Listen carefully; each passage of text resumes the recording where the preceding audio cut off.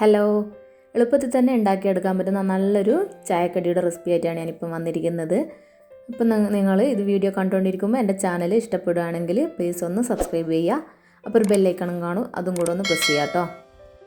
അപ്പോൾ നമുക്കതെങ്ങനെ ഉണ്ടാക്കാൻ നോക്കാം. അപ്പോൾ അതിന് വേണ്ടി ഞാനിവിടെ 2 മീഡിയം സൈസ് ഉരുളക്കിഴങ്ങ് ഇതേപോലെ ഒന്ന് പുഴുങ്ങിയിട്ട് ഉടച്ചെടുത്തിട്ടുണ്ട്. ഇനി ഇതിലോട്ട് ഒരു ചെറിയൊരു ക്യാരറ്റ് ചെറുതായി അരിഞ്ഞത് കൂടെ ചേർത്ത് കൊടുക്കാം.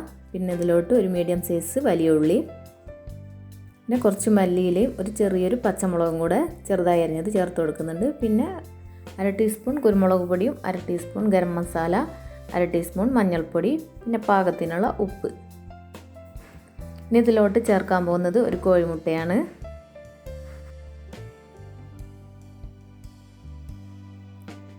ഇനി ഇതിലോട്ട് ചേർക്കാൻ പോകുന്നത് 3 ടീസ്പൂണോളം കോൺഫ്ലോർ ആണ്. അപ്പോൾ അതും കൂടെ ഇതിലോട്ടൊന്ന് ചേർത്ത് കൊടുക്കാം.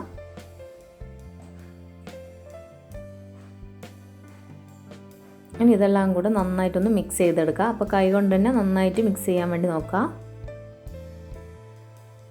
അപ്പോൾ ഇതിവിടെ നന്നായിട്ട് തന്നെ മിക്സ് ചെയ്തെടുത്തിട്ടുണ്ട്.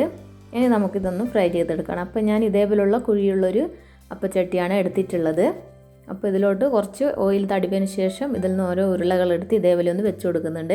അപ്പോൾ നിങ്ങളടുത്ത് ഇതേപോലുള്ള കുയ്യപ്പച്ചട്ടി ഇല്ലെങ്കിൽ നിങ്ങൾക്ക് വേണമെങ്കിൽ സാധാ ഫ്രൈ പാനിലൊക്കെ ചെയ്യാം. പക്ഷേ അത് കട്ടിക്ക് ചെയ്യാതെ ഇങ്ങനെ പരത്തി എടുത്തിട്ട് വേണം ചെയ്യാൻ വേണ്ടിയിട്ട്. അപ്പോൾ ഇത് മീഡിയം ടു ലോ ഫ്ലെയിമിൽ വെച്ചിട്ട് ഇതേപോലെ ബ്രൗൺ കളർ ആകുന്നത് വരെ ഇതേപോലെ വെച്ചതിന് ശേഷം ഇങ്ങനെ തിരിച്ചിട്ട് കൊടുക്കാം. അപ്പോൾ ഈ ഒരു ചട്ടിയിൽ നോക്കുമ്പോഴാണ് ഈ ഒരു സ്നാക്കിന് ഇതേപോലുള്ളൊരു ഭംഗി കിട്ടുക. അപ്പോൾ നിങ്ങളടുത്ത് ഇതുണ്ടെങ്കിൽ എന്തായാലും കുയ്യപ്പച്ചട്ടിയിൽ തന്നെ ട്രൈ ചെയ്യാം കേട്ടോ. അപ്പോൾ ഇത് ആയിട്ടുണ്ട്, 2 ഭാഗം ഒരേപോലെ ആയിട്ടുണ്ട്. അപ്പോൾ ഹൈ ഫ്ലെയിമിൽ ഇടാൻ പാടില്ല, മീഡിയം ടു ലോ ഫ്ലെയിമിൽ വെച്ചിട്ട് വേണം ഇത് ഫ്രൈ ചെയ്തെടുക്കാൻ വേണ്ടിയിട്ട്.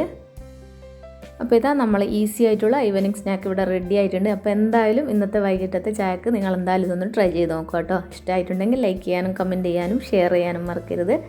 സബ്സ്ക്രൈബ് ചെയ്യാത്തവരുണ്ടെങ്കിൽ എന്തായിട്ടൊന്ന് സബ്സ്ക്രൈബ് ചെയ്യുക. അപ്പോൾ ഇതേപോലുള്ള എളുപ്പത്തിലുള്ള റെസിപ്പീസ് ആയിട്ട് ഞാൻ വീണ്ടും വരുന്നതാണ്. താങ്ക്